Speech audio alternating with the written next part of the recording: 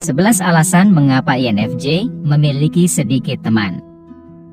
INFJ merupakan tipe kepribadian yang paling langka dari 16 tipe kepribadian Myers-Briggs dan hanya sekitar 1 hingga 3% orang dari populasi dunia yang memilikinya.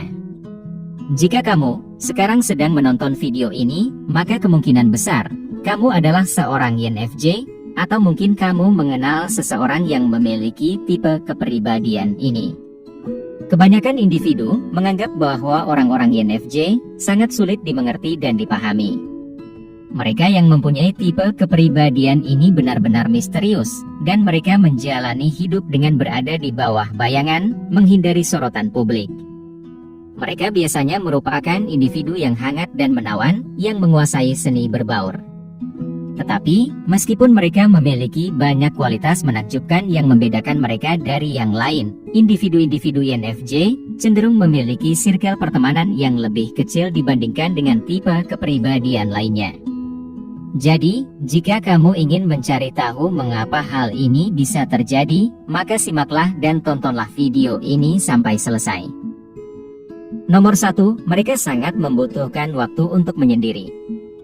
Kebutuhan akan kesendirian ini berasal dari sifat introvert yang secara alamiah dimiliki oleh orang-orang INFJ. Mereka mempunyai imajinasi yang sangat aktif, yang menjadikan mereka sebagai pribadi dengan pikiran yang kompleks dan kreatif. Ide-ide, serta pemikiran-pemikiran yang menarik, seringkali melayang-layang di kepala mereka, dan mereka membutuhkan waktu dan ruang untuk memprosesnya. Lalu, individu-individu yang memiliki tipe kepribadian ini terus-menerus menyerap informasi dari dunia di sekitar mereka, yang membuat mereka sering merasa kewalahan dan kelelahan. Akibatnya, mereka menjadi tidak ingin menghabiskan banyak waktu dengan orang lain, dan lebih memilih untuk menyendiri. Nomor 2, mereka tidak suka berpura-pura merasa senang ketika bersosialisasi dengan orang lain. Orang-orang INFJ tidak suka menjadi pusat perhatian, dan mereka tidak tahan berada di sekitar sesamanya yang terlalu egois atau berpikiran sempit. Mereka lebih suka menyendiri daripada memaksakan diri untuk berinteraksi dengan individu-individu yang tidak mereka sukai. Selain itu, mereka cenderung merasa tidak nyaman dalam membicarakan hal-hal dangkal yang tidak bermakna dan tidak bermanfaat sama sekali. Mereka lebih suka berinteraksi pada tingkat yang lebih personal dan ingin mengenal seseorang dengan mendalam terlebih dahulu sebelum membuka diri mereka sepenuhnya. Daripada membicarakan tentang diri mereka sendiri, mereka lebih memilih untuk mendengarkan dan mempelajari sesuatu yang baru dari lawan bicaranya. Karena itulah, beberapa orang sering merasa canggung dan menganggap mereka aneh.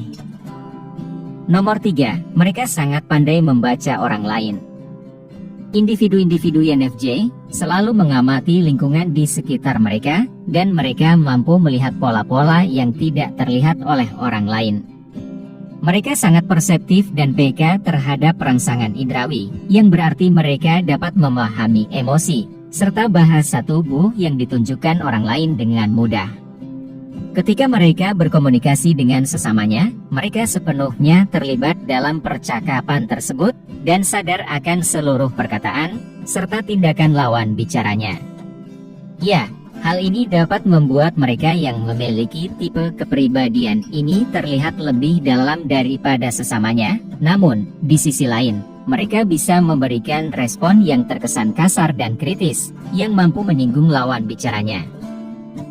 Nomor 4, apa yang menurut mereka menyenangkan, tidak selalu menyenangkan di mata orang lain. Orang-orang INFJ suka melakukan sesuatu dengan cara mereka sendiri, dan mereka pada umumnya tidak tertarik dengan hal-hal yang biasanya disukai oleh mayoritas individu. Tetapi, ini bukan berarti kalau mereka adalah pribadi yang membosankan atau tidak senang bersosialisasi dengan sesamanya. Mereka hanya berbeda dengan tipe kepribadian lainnya, yang membuat mereka mengalami kesulitan untuk menemukan sesamanya yang memiliki minat dan passion yang sama dengan mereka. Mereka sering tertarik pada hiburan-hiburan yang mengandung unsur intelektual daripada kebanyakan orang, dan hal ini dapat membuat mereka lebih menantang ketika diajak bersosialisasi. Nomor 5. Sulit untuk memahami mereka. Individu-individu INFJ sebenarnya memiliki keinginan yang dalam untuk dimengerti oleh orang lain, tetapi pada dasarnya mereka memang sangat sulit untuk dipahami. Meskipun mereka mampu memahami emosi sesamanya dengan baik, mereka cenderung pendiam, tertutup, dan tidak terbuka akan pikiran serta perasaan mereka sendiri. Mereka membutuhkan waktu untuk mengenal seseorang dengan lebih dekat sebelum memutuskan untuk jujur dan berterus terang akan pemikiran serta emosi mereka. Karena itulah, orang-orang INFJ seringkali terkesan tidak friendly pada orang lain yang membuat mereka sulit untuk didekati. Nomor 6. Mereka sangat mandiri dan independen. Karena sifat mandiri mereka, individu-individu INFJ cenderung menghabiskan sebagian besar waktu mereka sendirian. Mereka tidak suka bergantung kepada orang lain dan mampu menangani segala sesuatu sendirian. Tetapi, ini bukan berarti kalau mereka yang memiliki tipe kepribadian ini sama sekali tidak ingin menjalin ikatan persahabatan atau tidak mau berada di sekitar sesamanya. Justru sebaliknya, mereka sebenarnya suka menghabiskan waktu bersama dengan orang-orang yang dapat memahami mereka dan bisa mengerti akan kebutuhan mereka untuk menyendiri. Nomor 7. Mereka tidak mudah mempercayai orang lain. Individu-individu INFJ sangat berhati-hati untuk menaruh kepercayaan pada orang lain, karena mereka mampu mengetahui maksud dan niat tersembunyi dari orang-orang yang ada di sekitarnya. Mereka memiliki intuisi yang kuat dan dapat dengan mudah mengetahui pertanda kebohongan, ketidakjujuran, manipulasi, dan ketidaktulusan seseorang. Jadi, jika kamu mencoba menipu mereka dengan memasang topeng dan berpura-pura, mereka akan langsung mengetahuinya. Karena mereka yang INFJ sangat menghargai kejujuran dan ketulusan, mereka akan berusaha keras untuk menghindari individu-individu yang hipokrit atau manipulatif. Nomor 8. Mereka sangat sensitif. Orang-orang INFJ mempunyai sifat yang peka dan sensitif. Mereka sangat emosional dan empatetik, dan ini bisa menjadi hal yang positif dan negatif bagi mereka. Memiliki watak tersebut akan baik untuk mereka, karena ini menandakan bahwa mereka dapat memahami perasaan dan kebutuhan orang lain. Di sisi lain, hal ini buruk bagi mereka karena mereka dapat mengalami kelelahan emosional akibat terlalu berempati dengan kesedihan dan masalah orang lain.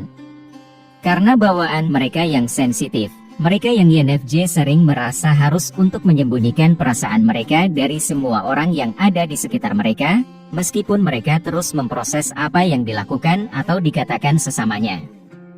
Hal ini terkadang membuat INFJ mengisolasi diri mereka dari dunia luar dan menghabiskan lebih banyak waktu untuk menyendiri dan memikirkan hal-hal secara mendalam. Nomor 9. Mereka tidak menyukai konflik dan membenci drama. Individu-individu INFJ tidak cocok dengan tipikal-tipikal pertemanan pada umumnya yang biasanya melibatkan gosip dan membicarakan kejelekan orang lain. Selain itu, mereka juga tidak menyukai konflik dan lebih memilih untuk berada di sekitar sesamanya yang memiliki nilai serta keyakinan yang serupa dengan mereka. Mereka tidak mau membuang-buang waktu dan energi mereka untuk berdebat dengan orang-orang yang tidak setuju dengan mereka atau tidak menghormati mereka. Faktanya, seorang INFJ tidak bisa menoleransi drama. Jadi, kalau seseorang terus-menerus membawa energi negatif ke dalam hidup mereka, mereka akan kehilangan minat pada individu tersebut dan pada akhirnya memutuskan hubungan dengan mereka. Nomor 10. Mereka sangat selektif tentang siapa yang mereka izinkan untuk masuk ke dalam hidup mereka. Mereka yang memiliki tipe kepribadian INFJ percaya bahwa setiap orang bisa dijadikan sebagai teman, tetapi hanya akan ada beberapa individu yang pantas untuk dijadikan sahabat. Oleh karena itu, mereka sangat selektif tentang siapa yang mereka izinkan untuk masuk ke dalam hidup mereka. Mereka ingin memastikan bahwa orang-orang yang ada di dalam lingkaran persahabatan mereka benar-benar dapat dipercayai. Bagi individu-individu INFJ, persahabatan bukanlah sebuah hubungan dangkal yang ada hanya untuk bersenang-senang saja, Tetapi, itu merupakan ikatan yang dalam dan bermakna, yang membutuhkan banyak kepercayaan, serta rasa saling menghormati. Jenis lingkaran persahabatan seperti ini membutuhkan waktu untuk berkembang dan tidak mudah untuk dibentuk. Nomor 11, mereka terlalu intens bagi kebanyakan orang. Ya, mereka mungkin memiliki karakteristik yang kalem dan pendiam, tetapi orang-orang INFJ merupakan tipe individu yang paling otentik yang pernah kamu temui.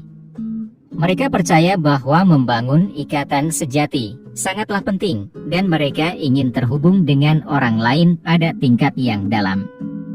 Namun, masalahnya adalah kebanyakan individu tidak bersedia melakukan hal yang sama dengan mereka.